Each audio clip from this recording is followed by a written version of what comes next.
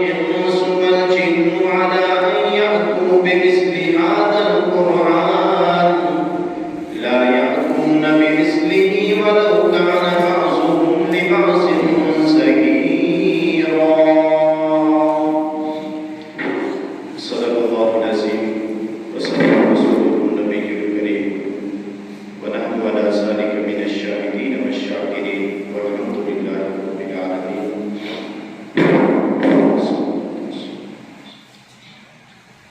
تمام قسم کی حمد و ثنا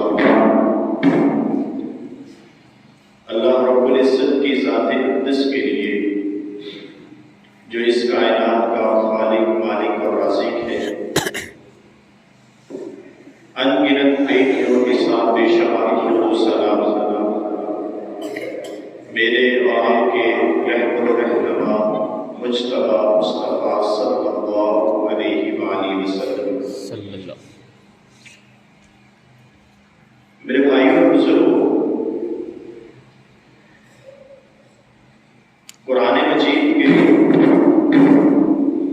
دو مقامات میں سے آپ احباب کے سامنے آیات تلاوت کی ہیں،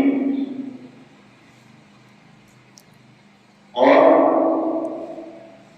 اس وقت کے ماحول کے اعتبار سے خصوصاً بھائی فیصل صاحب نے بھی حالات کے اعتبار سے جو موضوع میرے ذمہ لگایا ہے، اس کی ضرورت بھی ہے کہ اس وقت جو ہمارے بین الاقوامی سطح کے جو حالات ہیں، مسلمانوں کے دلوں کو مجروح کیا جا رہا ہے اور ہماری زندگیوں کو جھنجھوڑا جا رہا ہے اور قرآن مجید کی بے حرمتی کی ہے. اس سے پہلے انہی ممالک نے اللہ کے نبی صلی اللہ علیہ وآلہ وسلم کی بے حرمتی کی تھی. یہ ہمارے لیے ہر اعتبار سے، جس نظریے سے بھی، جس سوچ سے بھی ہم دیکھیں، یہ ہمارے لیے قابل مذمت بات ہے کہ ہماری زندگی میں اللہ کے نبی صلی اللہ علیہ وآلہ وسلم کی گستاخی ہو جائے اور قرآن کی گستاخی ہو جائے، ہم زندہ رہیں. اس کا مطلب یہ ہے کہ ہمارے ایمان کا، ہماری زندگی کا جائزہ ہے. ایک آدمی ہمارے مسلک کے خلاف بات کرے ہم برداشت کرتے ہیں، ہماری ذات کے خلاف بات کرے ہم برداشت کرتے ہیں. مسالک میں سے کسی مسلک کے بارے میں وہ گفتگو کرتے، ہم کہیں نہ کہیں اس بات کو برداشت کر جائیں گے. لیکن یہاں پہ بات کفر اور اسلام کی ہے.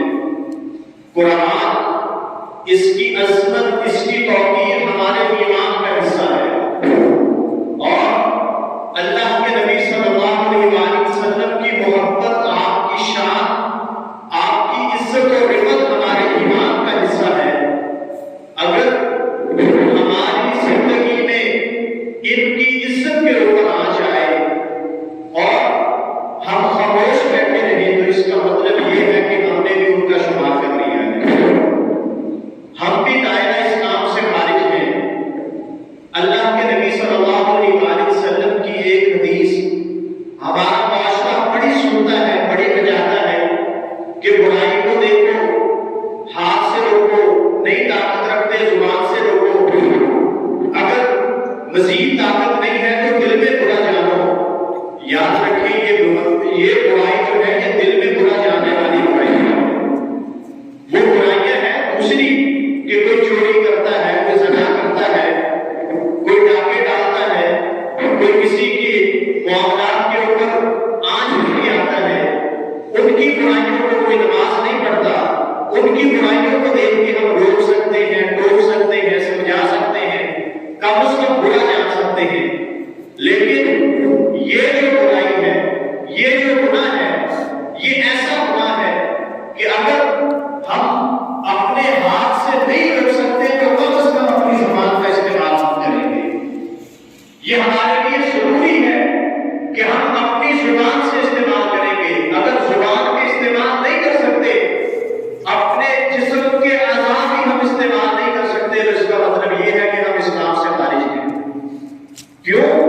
یہ ہمارے لیے عزت کی بات، ناموس کی بات ہے۔ قرآن اللہ کی طرف سے ایک ہماری طرف سے پیغام آیا ہوا ہے، یہ اللہ کا کلام ہے، اللہ کا پیغام ہے۔ اس کے اوپر کوئی گفتگو کر جائے اور زندہ رہ جائے، اس کا مطلب یہ ہے کہ پھر ہماری ناموس نہیں ہے، ہم پھر وہ مسلمان اور اسلام والے لوگ نہیں ہیں، اور یہ ہمارے لیے انتہائی ضروری چیز ہے۔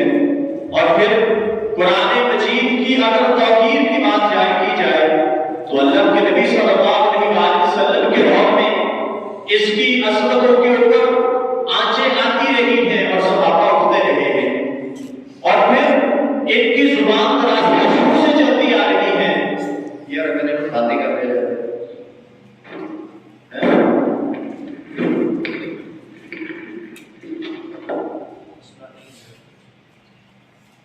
قرآن مجید کی عظمت کے اوپر شروع سے لوگ اپنا اپنا انداز، اپنی اپنی گفتگو اور کردار، کفر جو ہے وہ اختیار کرتا رہا ہے۔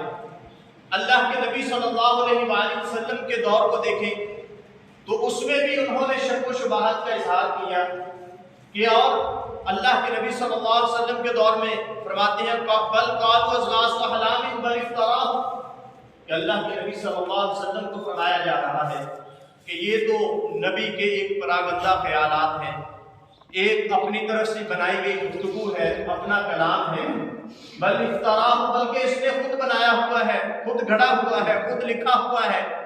اور اللہ رب العزت نے فرمایا، اور پھر ساتھ یہ بھی کہتے ہیں بل ہوا شاعر، بلکہ یہ شاعر ہے، مجنون ہے۔ یہ قرآن مجید نے نقشہ کھینچ کے اللہ رب العزت نے قرآن کی آیتیں بنا کے ہم تک پیش کی ہیں کہ لوگ کفر جو ہے، کافر جو ہے، اس کی زبان کسی صورت میں نہیں رکے گی، وہ اپنا انداز بیان کرتا رہے گا، اپنی گفتگو کرتا رہے گا اسلام کے خلاف۔ لیکن مسلمان وہی ہے جو بوقت ضرورت اپنے کردار سے، اپنے افعال سے اس بات کا اثبات کرے کہ وہ واقعی مسلمان ہے۔ اور یہ ہمارے لیے انتہائی ضروری ہے۔ آج اس وقت خصوصاً 9/11 کے بعد جو اس کافروں کا مسلمانوں کے خلاف رویہ رہا ہے، اس لیے ان کے معاملات ہم پہ چڑھ دوڑے ہیں۔ اس کی سب سے بڑی وجہ یہ ہے کہ کہیں نہ کہیں قرآن سے غداریاں ہم کرتے ہیں، کہیں نہ کہیں اللہ کے نبی صلی اللہ علیہ وآلہ وسلم کے فرامین کے خلاف باتیں ہم خود کے بناتے ہیں، اور اپنے اتحاد کو، اپنی محبت کو ہم نے پارا پارا کیا ہوا ہے۔ اس وجہ سے یہ کفر ہمارے خلاف اس طرح کے جعلی منصوبے بنا بنا کے ہمیں جھنجھوڑ رہا ہے۔ اور اگر پہلے بات جس طرح میں نے کی ہے کہ وہ اگر ہماری ذات کے بارے میں بات کرے، ہم خاموش رہیں، سمجھ میں آتی ہے۔ کافر مسلک کے بارے میں بات کرے، 71 مسئلے خاموش رہے، وہ ایک اٹھے، سمجھ میں آتی ہے۔ لیکن اسلام، قرآن مجید ہمارے لیے اسلام ہے، اللہ کے نبی کی ذات ہمارے لیے اسلام ہے۔ اگر اب بھی ہم بات خاموش رہے تو یاد رکھیں یہ بات سمجھ میں آنے والی نہیں ہے۔ اب ہمیں اٹھنے کی ضرورت ہے۔ یہ کوئی مسلک کی لڑائی نہیں ہے، یہ اسلام کی لڑائی ہے۔ یہ مسلک کی جنگ نہیں ہے، یہ اسلام کی اور غیر اسلام کی جنگ ہے۔ ہمیں اب اٹھنا ہوگا، اپنی گفتگو سے، اپنے کردار سے یہ ثابت کرنا ہوگا کہ ہمیں اللہ کے نبی صلی اللہ علیہ وسلم سے اور قرآن مجید سے محبت ہے، لیکن ساتھ اپنی اصلاح کریں گے، اپنے کردار کو بہتر بنائیں گے، اپنے معاملات کو بہتر بنائیں گے تو تب ہے نا۔ اور پھر ہمارا عقیدہ بھی ہے، ہمارا ایمان بھی ہے، اللہ رب العزت کا فرمان بھی ہے کہ اِنَّا نَحْنُ نَزَّلْنَا عَلَيْكَ الذِّكْرَ اِنَّا نَحْنُ نَزَّلْنَا الذِّكْرَ وَإِنَّا لَهُ لَحَافِظُونَ، کہ اس قرآن کو ہم نے اتارا ہے، ہم نے نازل کیا ہے، بذریعہ وحی نازل ہوا ہے۔ اللہ کے نبی صلی اللہ علیہ وآلہ وسلم کی حدیث بھی ہے مسلم شریف میں کہ جتنے بھی انبیاء اس کائنات میں آتے ہیں سب کوئی نہ کوئی معجزہ لے کے آئے۔ کسی نے اونٹنی نکال کے دکھا دی، کسی نے سمندر میں راستے بنا کے دکھا دیے، کسی نے 12 چشمے چلا کے دکھا دیے۔ ہر نبی کوئی نہ کوئی کشتیوں پہ سوار ہو کے اپنی قوم کو بچا لیا، کوئی نہ کوئی معجزہ نبی دے کے آئے، دکھایا، قوم مسلمان ہو جائے۔ اور اللہ کے نبی صلی اللہ علیہ وسلم فرماتے ہیں میرا معجزہ یہ قرآن ہے کہ اس کا اثر، اس کی تاثیر قیامت تک لوگوں کے دلوں میں رہے گی، کہ جب بھی قرآن کے خلاف کوئی بات کرتا ہے تو ہمارا ایمان مزید مضبوط ہوتا ہے، ہم مزید طاقتور ہوتے ہیں کہ کیوں کوئی بات کرے۔ اور اس ایمان کی مضبوطی اور طاقت کا وجہ یہ ہے کہ ہمیں قرآن سے محبت ابھی تک موجود ہے، کیونکہ اللہ کے نبی صلی اللہ علیہ وآلہ وسلم کا فرمان ہے نا کہ اس کی اثر، اس کی تاثیر قیامت تک رہے گی۔ بات کرنے کا مقصد یہ ہے کہ اِنَّا نَحْنُ نَزَّلْنَا الذِّکْرَ، کہ اللہ نے ذکر اتارا ہے، حفاظت کی ذمہ داری لی ہے۔ اب قرآن مجید کتابی شکل میں ہے، وہ بے عزتی کرے، لیکن پورے دنیا کی قرآن مجید خدا نہ خواستہ وہ ضائع کر دے، لیکن ہمارے سینوں سے نہیں نکل سکتا۔ اور یہ ہماری ذمہ داری ہے کہ اس قرآن کو ہم اپنے سینوں میں محفوظ کریں، اپنی اولادوں کو محفوظ کروائیں، کہ کوئی کفر ہم پہ دوڑ جائے، چل جائے، لیکن یہ ہمارے دلوں سے، سینوں سے نہ نکال سکے۔ اور اللہ کے نبی صلی اللہ علیہ وآلہ وسلم کی ایک اور حدیث ذہن میں آئی، کیا فرماتے ہیں کہ اپنے دلوں کو ویران قبرستان نہ بناؤ۔ صحابہ فرماتے ہیں کہ اللہ کے نبی دل قبرستان ویران کیسے ہوں گے؟ فرمایا جس دل میں قرآن کا کوئی حصہ نہیں ہے وہ قبرستان جیسا ہے، وہ ویران ہے دل کہ جس کے دل کے حصے میں، کہ جس کے دل میں، جس کے دماغ میں، جس کے سینے میں قرآن کا کچھ حصہ نہیں ہے۔ اس لیے ہمیں ضرورت ہے کہ ہم دیکھتے ہیں کہ ہمارا معاشرہ یا تو قل هو اللہ آتی ہے، قل اعوذ برب الناس آتی ہے، ایک دو قرآن کی صورتیں یاد ہیں، بس وہی بار بار پڑھتے ہیں۔ یہ قرآن کا معجزہ ہے کہ ہر آدمی اس کو یاد کر سکتا ہے اگر کرنا چاہے، ہر آدمی اس کو سمجھ سکتا ہے اگر سمجھنا چاہے۔ دنیا کی جتنی مرضی ہم کتابیں اٹھا کے دیکھ لیں، جتنی مرضی ہم معجزات اٹھا کے دیکھ لیں، سائنس کی کتابیں ہوں، جغرافیہ کی کتابیں ہوں، ہر کتاب کو سمجھنے کے لیے کسی نہ کسی استاذ کی ضرورت ہے، کسی نہ کسی مفکر کی ضرورت ہے، سائنٹسٹ کی ضرورت ہے۔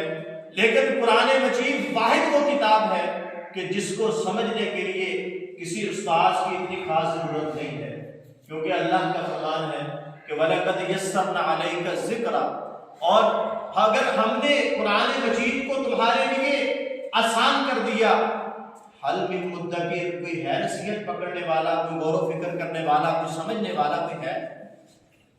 اللہ کا جب حکم آ گیا کہ قرآن کو ہم نے آسان کر دیا، لیکن ہمارا معاشرہ اس کو مشکل بنائے بیٹھا ہے، ہمارا معاشرہ لوگوں کی ذہن سازیاں کرتا ہے کہ قرآن کو ہم سمجھ نہیں سکتے، اس کو سمجھنے کے لیے 14 طبقات کی ضرورت ہے۔ بھائی اللہ کے اس قول کے بھی ہم خلاف ہیں کہ ہم نے قرآن کو آسان کر دیا سمجھنے والوں کے لیے، نصیحت حاصل کرنے والوں کے لیے۔ یہ قرآن کا معجزہ ہے۔ اس لیے اگر کافر قرآن کے خلاف گفتگو کرتا ہے تو ہمیں ضرورت ہے کہ ہم سب سے زیادہ اس کے بارے میں متحرک ہو جائیں۔ ہمیں اس بات کی ضرورت ہے کہ ہم اس قرآن کو زیادہ سے زیادہ اپنے بچوں کے سینوں میں، اپنے سینوں میں ڈالیں۔ اور اللہ رب العزت نے اس قرآن مجید کو ہمارے لیے بطور نمونہ، بطور ٹھنڈک، بطور راحت اور بطور شفا، ہر چیز اللہ نے اس قرآن میں رکھ دی ہے۔ اس کی عظمت کے کیا بارے کہ اور پھر اللہ رب العزت نے دو ٹوک الفاظ میں فرما دیا کہ دنیا کی یہ وہ واحد کتاب ہے کہ جس کے اندر کوئی کجی نہیں ہے، کوئی عیب نہیں ہے، کوئی ٹیڑھا پن نہیں ہے کہ کوئی انسان کی زبان کترانے لگے اس کا ذکر کرنے سے کہ لوگ کیا سمجھیں گے۔ ہر چیز اللہ نے وضاحت کے ساتھ بیان کی ہے، ہر چیز کھول کے بیان کی ہے، اور کوئی چیز ایسی نہیں ہے کہ جس کو بیان کرنے سے کوئی آدمی ڈر جائے کہ لوگ کیا کہیں گے، نہیں کہہ سکتا۔ اللہ نے اتنی عام فہم زبان استعمال کی ہے، اور اللہ رب العزت نے فرمایا ہے الحمدللہ الذی انزل علی عبدہ الکتاب ولم یجعل لہ عوجا۔ تمام تعریفیں اس اللہ کی ہیں اس ذات کی ہیں، اس پروردگار کی ہیں کہ جس نے اس قرآن کو ہم تک پہنچایا ہے، ہم تک یہ قرآن مجید آیا ہے، ہم تک لے کے آئی ہے، اور وَلَمْ يَجْعَلْ لَهُ عِوَجًا، اس میں کوئی کجی نہیں ہے، کوئی ٹیڑھا پن نہیں ہے، اور اس میں کوئی عیب کی باتیں نہیں ہے۔ آج ہمارے اسلام نے ہماری تربیت کی ہے، ہمارے نبی نے ہماری تربیت کی ہے، قرآن نے ہماری تربیت کی ہے کہ اگر وہ کافر قرآن کو جلاتے ہیں، اس کی بے حرمتی کرتے ہیں، تو مسلمان دنیا کے اندر کوئی ایک مسلمان بھی ایسا نہیں ہوگا جو اٹھے گا بائبل کو جلا دے گا، جو تورات کو جلا دے گا، جو انجیل کو جلا دے گا، نہیں ملے گا آپ کو مسلمان۔ کیوں؟ ہماری تربیت ہے، اور یہ ان کو اس بات کی خوشی منانی چاہیے، یہ جو اس طرح کا رویہ اختیار کرتے ہیں کافر، جو اس طرح مسلمانوں کو تنگ کرنے کی کوشش کرتے ہیں، مسلمانوں کے ایمان کو مجروح کرتے ہیں، ان کو اس بات کی خوشی ہونی چاہیے کہ یہ ہماری تربیت ہے، اس وجہ سے ہم کہیں نہ کہیں خاموش ہیں۔ اگر ہماری تربیت ان جیسی ہوتی جو اس طرح کا کام کرتے ہیں، وہ حرکت بعد میں کرتے، گردن پہلے اڑ جاتی ہے، لیکن ہماری تربیت ہمارے نبی نے کی ہے، اس قرآن نے اس ایسی تربیت بنائی ہے کہ ہم پہلے سمجھائیں گے، ہم پہلے سمجھائیں گے، گفتگو پہنچائیں گے، اگر نہیں سمجھ میں آتی تو پھر ہم اڑائیں گے، اور یہ ہم مسلمانوں کی ذمہ داری ہے، ہماری ذمہ داری ہے کہ ہم جس انداز اور جس کیفیت میں چاہے اپنا انداز اختیار کریں، اور ہماری یہ ضرورت ہے، چونکہ ہمارے پاس اختیارات نہیں، حکومت نہیں، ذمہ دار ہم نہیں، تو ہمیں اللہ رب العزت نے زبان دی ہے، اپنی زبان کے ساتھ مذمت کیجئے، سوشل میڈیا کے ذریعے، فیس بک کے ذریعے، پرنٹ میڈیا کے ذریعے، اور یہ آج کل جو ریلیاں ہو رہی ہیں، ریلیوں کے ذریعے اپنا حصہ ضرور ڈالیں، چونکہ یہ ہماری ناموس کی بات ہے، ہمارے عزت کی بات ہے، یہ کفر اور اسلام کی جنگ ہے۔ اگر ہم شامل نہیں ہوتے، اپنے گھروں میں بیٹھے رہتے ہیں، تو یاد رکھیں ہم ان لوگوں کی مشابہت کر رہے ہیں، ہم ان کا ساتھ دے رہے ہیں۔ اس لیے جتنی وسعت اور طاقت ہے ہم، اور کہیں ایسا نہ ہو، ہمارے یہ پیغام حکمرانوں تک پہنچانا چاہیے کہ اگر تمہاری زبانیں نہیں چلیں گی، تو تمہارے ہاتھ نہیں چلیں گے، تو ہم قادر ہیں اس بات پہ۔ ان کو ان باتوں سے ڈرنا اور خوف کھانا چاہیے حکمرانوں کو کہ آج جو لوگ اس عزت میں، قرآن مجید کی عزت میں صرف گلیوں کے اندر کھڑے ہیں، اگر تم نے کوئی حرکت نہ کی تو یہ پھر بارڈروں کے اوپر بھی کھڑے ہوں گے، یہ پھر اگر انہوں نے قانون ہاتھ میں لیا تو پھر دنیا کے اندر آگ لگ جائے گی، چونکہ ہم پھر کوئی کسی قسم کے خوف سے نہیں ہے۔ مسلمان وہ ہستی ہے کہ جب اسلام اور غیر اسلام کی بات آتی ہے، یہ مر جائے تب بھی کامیاب ہے، اگر کامیاب ہو تو کامیاب ہے۔ کہ اسلام کی بات آئی، اللہ کے نبی کے خلاف کسی نے گفتگو کی، یہ اس کو قتل کر دے، قتل کر کے زندہ بچ کے آ جائے تب بھی یہ کامیاب ہے کہ زندگی بھی بچ گئی، اللہ کے ہاں اپنی عزت بھی بچا دی، اور اگر شہید ہو جائے، فوت ہو جائے وہاں پہ، تب بھی یہ کامیاب ہے کہ اللہ کے ہاں کتنے بڑی کامرانی حاصل کر دی ہے، کتنا خوش نصیب آدمی وہ بن گیا۔ ہمارے ایمان کا حصہ ہے یہ۔ اگر ہم اس بات پہ اتر آئیں تو معاملات بہت مختلف ہو جائیں گے۔ ہم اپنے اکابرین، کبھی ان حکمرانوں کے کانوں میں، ان کی آنکھوں میں اکابرین کی گفتگو اور ان کی باتیں نظر آنی چاہیے کہ کہیں وہ حجاج بن یوسف کہ جس نے کتنے بڑے گناہ کیے ہیں، کتنی بڑی غلطیاں کی ہیں، کہ صحابہ کو شہید کیا، کتنے بڑے غلط معاملات اختیار کیے، لیکن وہی حجاج بن یوسف کہ جب اس نے راجہ دہر کے خلاف سنا کہ راجہ دہر نے مسلمانوں کی ایک عورت کے اوپر ظلم کیا ہے، تو فوراً وہ لشکر روانہ کر دیتا ہے، پھر اپنے داماد محمد بن قاسم کو روانہ کرتا ہے لشکر لے کے جا کے کہ جاؤ اس کو جا کے اڑا کے آؤ، ختم کر کے آؤ۔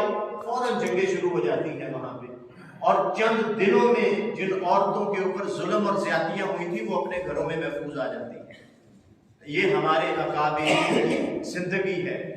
اور صلاح الدین ایوبی رحمۃ اللہ علیہ کہ انہوں نے اپنے گھر میں بیٹھے ہیں، بلکہ مفسرین لکھتے ہیں کہ کسی فنکشن میں بیٹھے تھے، اپنے گھر میں کوئی خوشی کا ماحول تھا، کہ ادھر رے جرناٹ ایک لندن کا انگلستان کا ایک شہزادہ تھا، حج کے اوپر قافلہ جا رہا ہے، اس نے قافلے پہ حملہ کر دیا، اس کو لوٹا، حج کے قافلے کو لوٹا، حملہ کیا، اور ان کے جو قافلے کے لوگ تھے ان کے ساتھ ظلم و زیادتیاں کی، اور وہاں پہ اس نے الفاظ کہے کہ جب ظلم کر رہا تھا کہ اس قافلے والوں کو کہا کہ یہاں پہ تمہاری خواہش ہوگی کہ اب تم بلاؤ اپنے محمد کو، نعوذ باللہ صلی اللہ علیہ وسلم، کہ بلاؤ اپنے محمد کو، وہ تمہیں چھڑا کے دکھا دے ہمارے گردنوں سے۔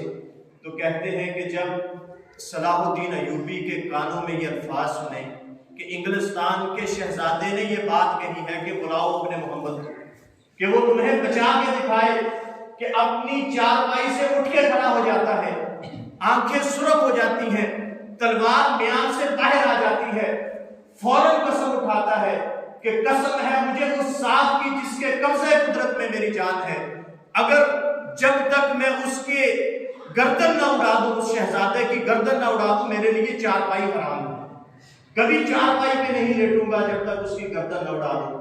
اور تاریخ کی کتابوں میں لکھا ہے کہ مسلسل 4 سال وہ جنگ لڑتا رہا صلاح الدین ایوبی، جب بھی نیند کا ولولہ آتا تو اپنے جو خیمے لگائے تھے ان کے کسی نہ کسی ستون کے ساتھ بیٹھ کے، لیٹا نہیں ہے وہ چارپائی پہ، زمین پہ نہیں لیٹا، وہاں پہ بیٹھ کے اس کے ساتھ کمر لگا کے اپنی آنکھوں کی وہ شراریں نکال لیتا تھا۔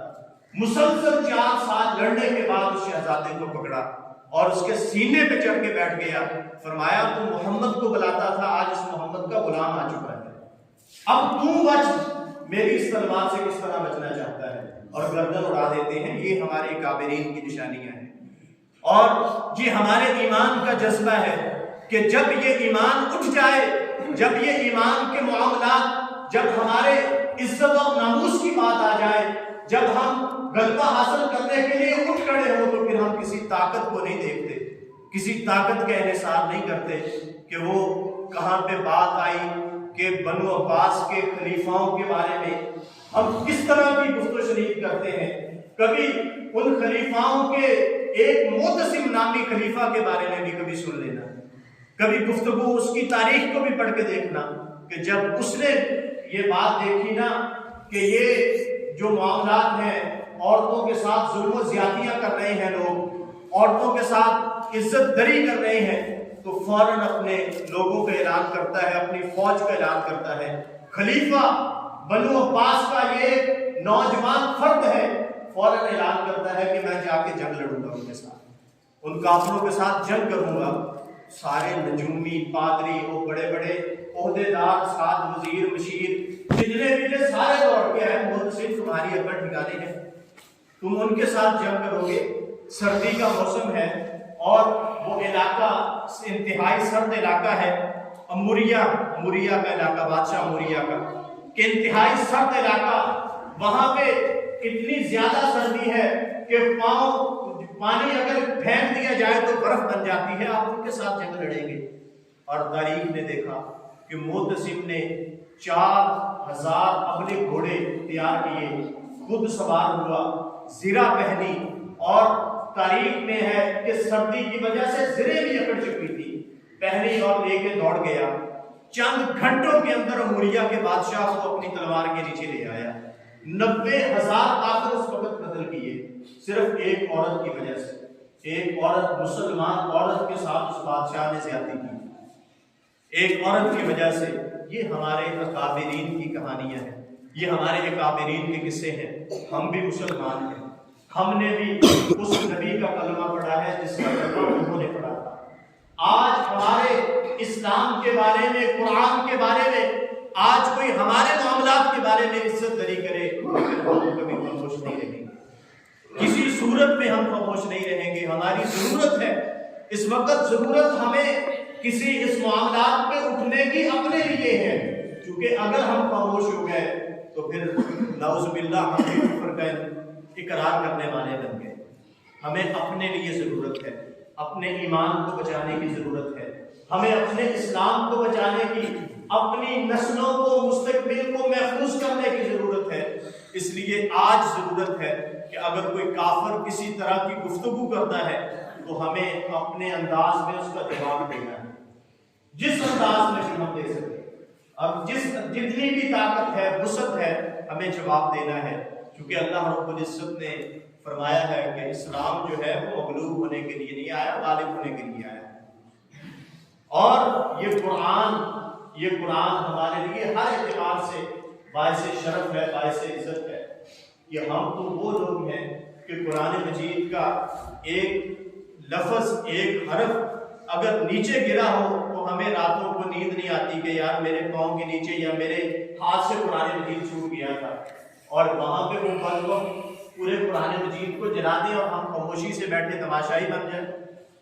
یہ کبھی نہیں ہو سکتا. یہ ہمارے اسلام اور دین کی ضرورت ہے.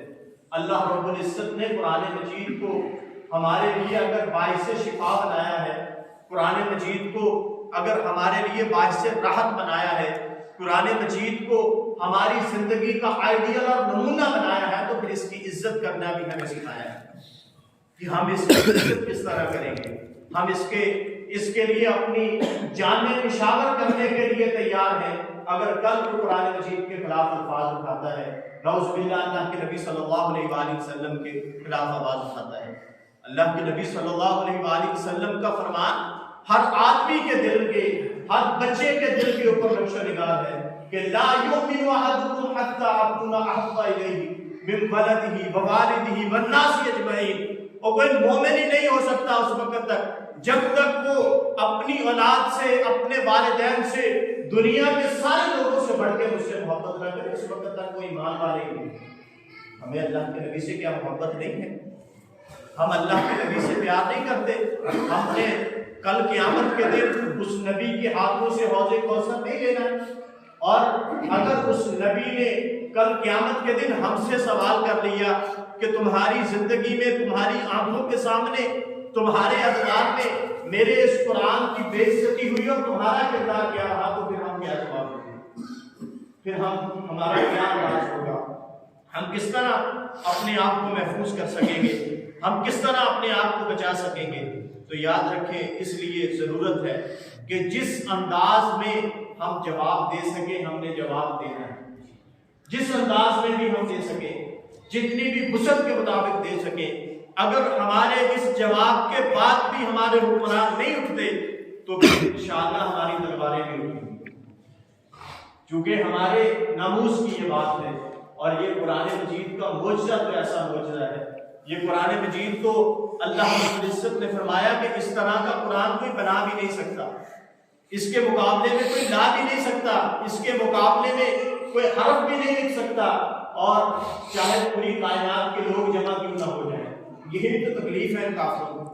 اللہ رب العزت کا قرآن میں فرمان ہے قُلْ لَئِنِ اجْتَمَعَتِ الْإِنسُ وَالْجِنُّ عَلَىٰ أَن يَأْتُوا بِمِثْلِ هَٰذَا الْقُرْآنِ کہ یہ ساری قوم میں جمع ہو جائیں، سارے گروہ جمع ہو جائیں، سارے کفر، جن، انسان اور ساری طاقتیں جمع کر لیں، اس قرآن جیسی ایک آیت بھی نہیں، ایک سورت بھی نہیں لا سکتے اگر سارے ایک دوسرے کے مددگار کیوں نہ بن جائیں. یہی تو تکلیف ہے کافروں کو.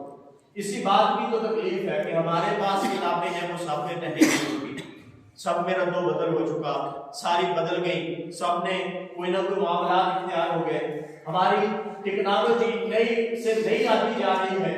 ہم مسلمانوں کے اوپر ہر قسم کے حربے استعمال کرتے ہیں، لیکن ان کے قرآن کو ہم تبدیل نہیں کر سکتے، ان کے ایمان کو ہم تبدیل نہیں کر سکتے، چونکہ یہ قرآن کا معجزہ ہے. اس لیے وہ اس طرح کی حربے استعمال کرتے ہیں. کافر ہے، کافر نے اپنا کفر، اپنا نفاق نکالنا ہے، جس انداز میں بھی وہ نکالے، لیکن ہماری ذمہ داری ہے کہ ہم اپنے ایمان کو محفوظ کریں. ہماری ذمہ داری ہے کہ ہم اس کی عزت، اس کی ناموس کے لیے ہر لمحہ اور ہر وقت اپنی جان قربان کرنے کے لیے تیار ہیں. اور ہماری ذمہ داریوں میں سے پھر یہ بھی ذمہ داری ہے کہ اس قرآن کی ناموس اور اس کی عزت و دفاع کے لیے اس کو زیادہ سے زیادہ اپنے سینوں میں محفوظ کرے. کہ کافر ہمیں ایک کو روکنا چاہتا ہے، اسے علم ہو جائے کہ ہم نے ایک کو روکنا چاہا، یہاں پہ ہزاروں آ چکے ہیں آپ سے. ہم اپنے حفظ، اپنے بچوں کو، اپنی اولاد کی تربیت کریں. ہمارا جو اس وقت معاملہ ہے میڈیا کا، اس وقت بین الاقوامی سطح پہ جو معاملہ ہے وہ ہماری نوجوان نسلوں کی ذہنوں کو مجروح کیا جا رہا ہے. ان کے دماغوں کو معاف کیا جا رہا ہے، ان کے ذہنوں کے اندر، ان کے نظریات کے اندر مزید غلیظ اور بری چیزیں ڈالی جا رہی ہیں۔ ہم بطور مسلمان ہماری ذمہ داری ہے کہ اگر کوئی ماں ہے تو وہ گھر میں بیٹھ کے اپنے نامعلوم بچے کو صورتیں یاد کروائے، بچے کی تربیت میں۔ بچہ بڑا ہے تو والد کو ذمہ داری ہے کہ وہ پاؤں سے پکڑے، ہاتھ سے پکڑے اور مسجد میں لے کے آئے، اور امام کی ذمہ داری ہے کہ اس بچے کے ذہن میں بٹھائے کہ قرآن اور اسلام کی تربیت کیا ہے۔ اگر ہم نے یہ معاملہ اختیار نہ کیا، اپنے بچوں کی اس انداز میں تربیت نہ کی، تو پھر آج تو ہم قرآن کے خلاف کوئی بولتا ہے تو ہم اٹھنے والے ہوتے ہیں، لیکن اگر ہم نے تربیت نہ کی تو نعوذ باللہ ہماری اولادیں اس قابل نہیں ہے کہ ظاہر ہے ہم نے وہ پہلے ان کے ہاتھوں میں دے دیے، ہر چیز انگریزی، دور انگریزی، پڑھائی انگریزی، ہمارا رہن سہن انگریزی، ہماری بول چال انگریزی، ہمارا لباس انگریزی، اور ہم اپنے آپ کو مزید سیلیبریٹ بنانے کے لیے، بلند کرنے کے لیے اپنے آپ کو ان کے اندر ہی جب داخل کر دیا ہے تو پھر کون اٹھے گا اسلام کے لیے؟ کون اٹھے گا اس کی ناموس اور اس کی عزت اور اس کی حفاظت کرنے کے لیے؟ اس لیے بطور مسلمان کل قیامت کے دن یہ ہم سے سوال ہونا ہے، اللہ نے پوچھنا ہے کہ میں نے اولاد دی ہے، اور حدیث میں بھی آتا ہے کہ اللہ کے نبی صلی اللہ علیہ وسلم نے فرمایا کہ کل